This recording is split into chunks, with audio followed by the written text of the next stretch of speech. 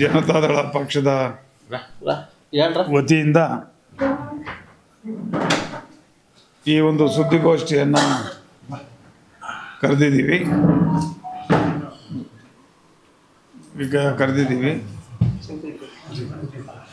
ಮುಖ್ಯವಾಗಿ ನಿನ್ನೆ ನಡೆದಂಥ ಚುನಾವಣೆ, PLD ಬ್ಯಾಂಕ್ಗೆ ನಡೆದಂಥ ಚುನಾವಣೆಯಲ್ಲಿ ಏನು ಮೊದಲಿಂದ ಕೂಡ ಕಾಂಗ್ರೆಸ್ನವರು ತಮ್ಮದೇ ಆದಂಥ ಮತದಾರರನ್ನು ಇಟ್ಕೊಂಡು ಬೇರೆ ಯಾವ ಒಂದು ಪಕ್ಷದವರು ಕೂಡ ಅಲ್ಲ ಬರದೇ ಇರೋ ರೀತಿಯಲ್ಲಿ ಮತದಾರ ಪಟ್ಟಿನ ತಯಾರು ಮಾಡಿಕೊಂಡು ಹಾಗೆಯೇ ಅವರಿಗೆ ಇಚ್ಛೆ ಬಂದ ರೀತಿಯಲ್ಲಿ ಮತದಾರ ಪಟ್ಟಿಗಳನ್ನು ತಿದ್ದುಪಡಿ ಮಾಡಿಕೊಂಡು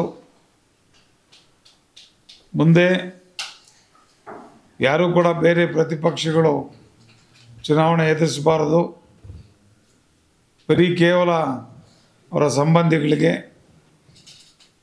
ಹಾಗೂ ಅವರ ಹಿಂಬಾಲಕರಿಗೆ ಸಾಲಗಳನ್ನು ಕೊಟ್ಕೊಂಡು ನಿಜವಾಗಲೂ ಕೂಡ ಯಾರು ಬಡತನದಲ್ಲಿದ್ದಾರೆ ಅವರಿಗೆ ಸಾಲಗಳನ್ನು ನೀಡದೆ ಏಕಪಕ್ಷೀಯವಾಗಿ ನಡ್ಕೊಂಡು ಬರ್ತಾಯಿದ್ರು.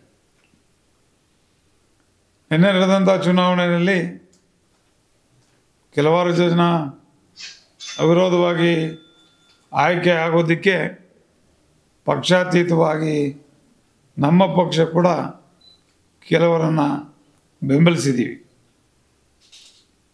ಹಾಗೆಯೇ ನಿನ್ನೆ ನಡೆದಂಥ ಒಂದು ಚುನಾವಣೆಯಲ್ಲಿ ಮೊದಲಿಗೆ ನಮ್ಮ ಪಕ್ಷದಿಂದ ಒಬ್ಬರು ಕೂಡ ಇರಲಿಲ್ಲ PLD ಬ್ಯಾಂಕ್ನಲ್ಲಿ. ಈ ಬಾರಿ 4 ಕಡೆ ನಾವು ಚುನಾವಣೆಯಲ್ಲಿ ಗೆದ್ದಿದ್ದೀವಿ ಅಂತ ಹೇಳೋದಕ್ಕೆ ಸಂತೋಷ ಆಗ್ತದೆ. ಹಾಗೆಯೇ ಇನ್ನೂ 3-4 ಮಂದಿ ನಮ್ಮ ಪಕ್ಷದ ಬೆಂಬಲದಿಂದ ಗೆದ್ದಿರೋರು ಇದ್ದಾರೆ. ಹಾಗಾಗಿ ಮುಂದಿನ ದಿನಗಳಲ್ಲಿ PLD ಬ್ಯಾಂಕ್ನಲ್ಲಿ ಯಾರಿಗೆ ಅರ್ಹರಿಗೆ ಸಾಲ ಕೊಡಬೇಕು ಮತ್ತು ಬಡವರಿಗೆ ಅನುಕೂಲ ಆಗಬೇಕು ಅನ್ನೋ ಒಂದು ನಿಟ್ಟಿನಲ್ಲಿ ನಮ್ಮ ನಿರ್ದೇಶಕರೆಲ್ಲ ಕೂಡ ಮುಂದೆ ಕಾರ್ಯಪ್ರವೃತ್ತರಾಗ್ತಾರೆ.